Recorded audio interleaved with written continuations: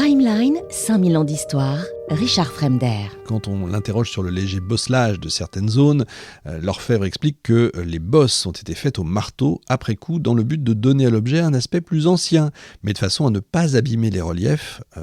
C'est un fait, faut le rappeler, qu'avait noté Furtwängler.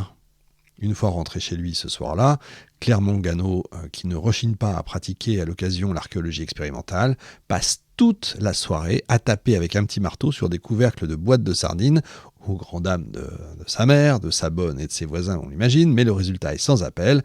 Les bosses obtenues ressemblent en tout point au bosselage de la tiare de Saïta-Fernès.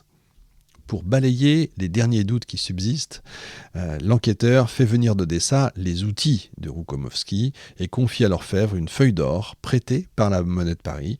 Il lui demande carrément de reproduire une partie de la tiare, une tranche allant du sommet à la base et comprenant un spécimen de chaque motif de décoration ou de figuration. Le travail d'assemblage, de repoussé et de ciselure est absolument identique à celui de l'objet original. Mieux, l'un des poinçons utilisés par l'orfèvre pour réaliser un rang de perles présente une pointe particulière dont on retrouve la marque sur la tiare. L'expert conclut, à défaut de la signature du ciseleur, nous avons là en quelque sorte la signature de l'outil.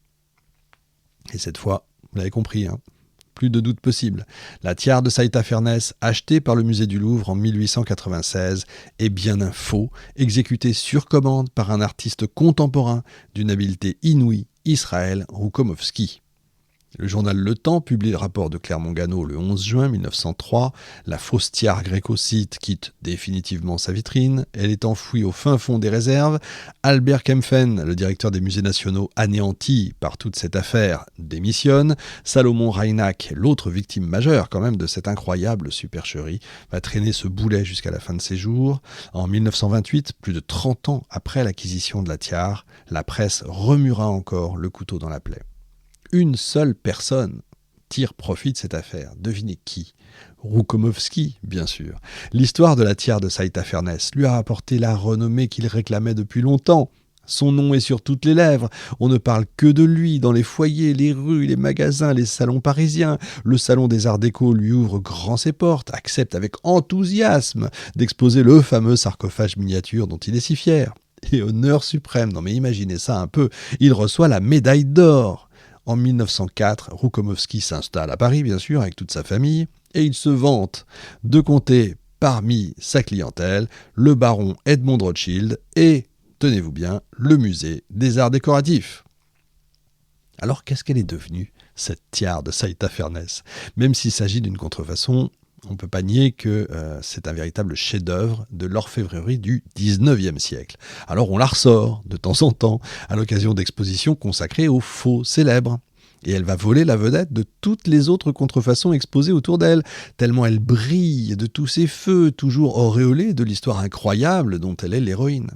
Une œuvre tellement réussie que même avant la fin de l'enquête, Barnum, l'homme de spectacle américain, amateur de curiosités en tout genre, avait sollicité le gouvernement français pour lui proposer de racheter l'objet s'il était prouvé que c'était un faux. Il était prêt à débourser 250 000 francs. Mais la proposition était restée sans suite. Le British Museum, l'autre grand musée auquel Vogel et Simanski se proposaient de vendre la tiare, a essayé lui aussi de racheter au Louvre cet objet, même après avoir acquis la certitude qu'elle était fausse. C'est vraiment à n'y rien comprendre, sauf à se moquer de nous, évidemment. Et c'est que la tiare de Saïta-Fernès, œuvre du plus talentueux orfèvre d'Ukraine, n'est pas finalement un objet ordinaire. Il s'agit d'une magnifique copie dont la facture et la qualité de réalisation ont véritablement émerveillé et trompé les plus grands experts en art antique. Son histoire, faite de multiples rebondissements, en a fait un objet mythique dont la valeur atteint presque celle des œuvres authentiques. Elle devient si précieuse que le Louvre refuse de la céder à son homologue de Londres.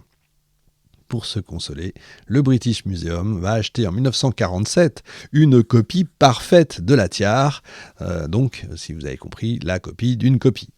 Incroyable mais vrai, je vous assure, c'est absolument délirant. Donc la tiare de Saïta-Fernès, sans conteste, c'est l'un des faux les plus célèbres de l'histoire de l'archéologie, réalisé par un orfèvre dont les talents ont dupé tellement de collectionneurs et d'érudits qu'elle passe de main en main comme ça, d'escroc en escroc, jusqu'à se retrouver en 1896 sur la table du Conseil des musées nationaux du Louvre. C'est quand même dingue. Malgré les réticences de Salomon Reinach, véritable savant consciencieux et honnête, qui doit s'incliner face à la pression, la tiare est donc achetée, exposée dans une vitrine du plus grand musée du monde. J'ai pas peur de le dire. Voilà comment c'est un peu la conclusion qu'il faut tirer de ça. Je parlais des saumons tout à l'heure.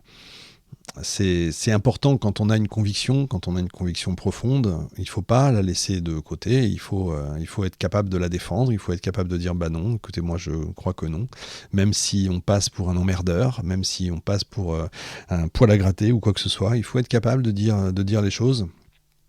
Quitte après à dire bah si j'avais su, peut-être que j'aurais dû rien dire, j'aurais eu une carrière tout autre. Sauf que comme dirait Cyrano dans la fameuse tirade que j'adore, celle où il dit, vous savez, non merci, est-ce qu'il faut faire des courbettes, est-ce qu'il faut se mettre à genoux, est-ce qu'il faut écouter les autres, suivre les moutons, etc. Non merci, je préfère ne pas monter bien haut mais monter seul.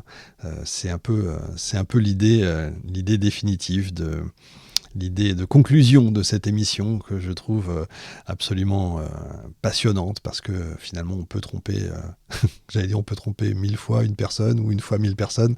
Ça c'est une autre référence évidemment. Aujourd'hui elle est reléguée dans les réserves du musée, elle est totalement oubliée évidemment.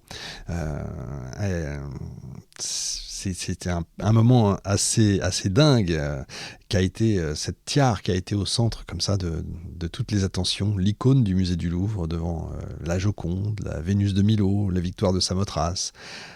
Quelle victoire pour une œuvre moderne évidemment. Si vous voulez un conseil bibliographique, là je vous le donne. Il n'y aura pas de bonus spécifiquement pour cette émission parce que je ne vois pas très bien ce que je pourrais vous raconter de plus. Vous avez de Marie-Ève Stenuit, Faux trésors et imposture, fraude, mystification et escroquerie scientifique à Paris, édition du Trésor, ça ne s'invente pas. Ça date de 2022. Voilà, je vous embrasse. On se retrouve la semaine prochaine avec un tout autre sujet. Salut à tous. Timeline, 5000 ans d'histoire, Richard Fremder.